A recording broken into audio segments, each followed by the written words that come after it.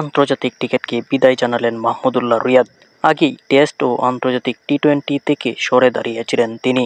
এবার ওয়ানডে থেকেও বিদায় নিলেন। তাই বাংলাদেশের জার্সিতে আর 22 গজে দেখা যাবে না এই অলরাউন্ডারকে। গত 10 মার্চ কেন্দ্রীয় চুক্তির নতুন তালিকা প্রকাশ করেছে বাংলাদেশ ক্রিকেট বোর্ড বিসিবি, যেখানে নাম ছিল মাহমুদুল্লাহর। তবে নিজকে সেই তালিকা থেকে সরিয়ে নিয়েছিলেন মাহমুদুল্লাহ। ফলে ধারণা করা হচ্ছিল এখানেই শেষ হচ্ছে তার আন্তর্জাতিক কেরিয়ার। অবশেষে সেটাই সত্যি হয়েছে। 12 মার্চ রাতে সামাজিক যোগাযোগ মাধ্যমে আন্তর্জাতিক ক্রিকেট থেকে অবসরের ঘোষণা দেন মাহমুদুল্লাহ, যেখানে তিনি লিখেছেন, সকল প্রশংসা মহান আল্লাহর। আমি আন্তর্জাতিক ক্রিকেট থেকে অবসরের সিদ্ধান্ত নিয়েছি। আমার সকল সতীর্থ, কোচ এবং বিশেষ করে আমার ভক্তদের ধন্যবাদ দিতে চাই, যারা সবসময় আমাকে সমর্থন দিয়েছে। বিশেষ করে ধন্যবাদ দিতে চাই আমার মা-বাবাকে, আমার শ্বশুরকে এবং আমার ভাই এমদাদুল্লাহকে, যে একজন কোচ এবং পরামর্শক হিসেবে শৈশব থেকেই আমার পাশে ছিল।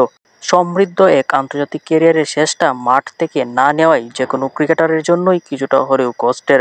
মাহমুদুল্লাহরও সেই আক্ষেপ নিশ্চয়ই থাকবে। তিনি লিখেছেন, সবকিছুই যে নিখুঁতভাবে শেষ হয় তা নয়, কিন্তু আপনাকে মেনে নিয়েই এগিয়ে যেতে হয়। শান্তি, আলহামদুলিল্লাহ। আমার দল এবং বাংলাদেশ ক্রিকেটের জন্য শুভকামনা। 2007 সালের 25 জুলাই শ্রীলঙ্কার বিপক্ষে ওয়ানডে ম্যাচ দিয়ে আন্তর্জাতিক ক্রিকেটে পথ চলা শুরু মাহমুদুল্লাহর। শেষটাও করেছেন ওয়ানডে দিয়েই। এই সংস্করণের ক্রিকেটে সব মিলিয়ে খেলেছেন 239 ম্যাচ, যেখানে 34 গড়ে করেছেন 5,689 রান। 32টি 50-র পাশাপাশি হাঁকিয়েছেন 4টি সেঞ্চুরি। পাশাপাশি বল হাতে শিকার করেছেন 82 উইকেট।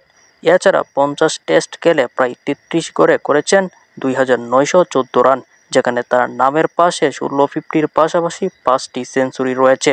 পাশাপাশি বল হাতে শিকার করেছেন 43 উইকেট। বাংলাদেশের জার্সিতে মাহমুদুল্লাহ টি-20 খেলেছেন 141টি, যেখানে প্রায় 24 গড়ে করেছেন 2,444 রান। পাশাপাশি বল হাতে শিকার করেছেন 41 উইকেট।